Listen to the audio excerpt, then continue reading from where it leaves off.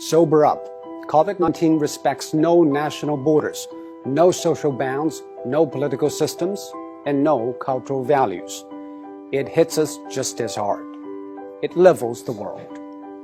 Facing the pandemic, it is not what happened matters. It is how we respond. For almost a month, it infected thousands in Wuhan in a day, and every hospital bed was occupied. Now, empty beds and closed wards in the city. How did China make it? It is nothing new, but it's worthy to know.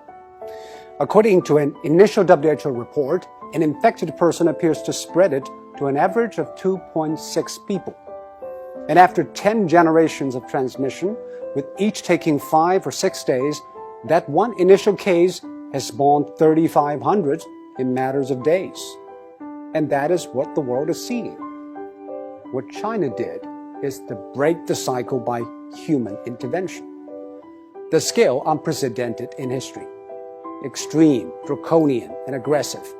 These are the words used to describe China's response. But now, people have come to terms with the new norm, lockdown. Some people say, isn't that a violation of individual rights? Actually, the balance between individual rights and public safety is always an ever-changing equation. After 9/11, all the airports in the world began to impose draconian safety checks on passengers, and people accepted it because we traded a little of our freedom for the greater good of the public. China imposed the largest and most draconian quarantine in history. Factories shut, public transport stopped, and people stayed indoors. By doing that, it flattened the curve. On one hand, China avoided many millions of cases and tens of thousands of deaths. On the other, it stretched out the time and made the hospitals restaffed and less strained. This is exactly what Europe and America should know. But public policy needs both ends to agree, the decision makers and the decision takers. Quarantine is indeed extreme and extremely restrictive. It needs the people in lockdown to be honest and cooperative. I think what the people of Wuhan did was exceptional. They had the courage, tenacity, and resilience to stay housebound for days, weeks, and months. Most view the quarantine as a civic duty, and that is why it worked. Public health methods are universal. They either work or they don't. We are all human beings.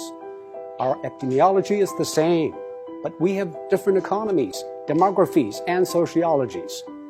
Facing a global pandemic, every nation needs a new contract signed between its politicians, businesses, and the public. Desperate times ask desperate measures.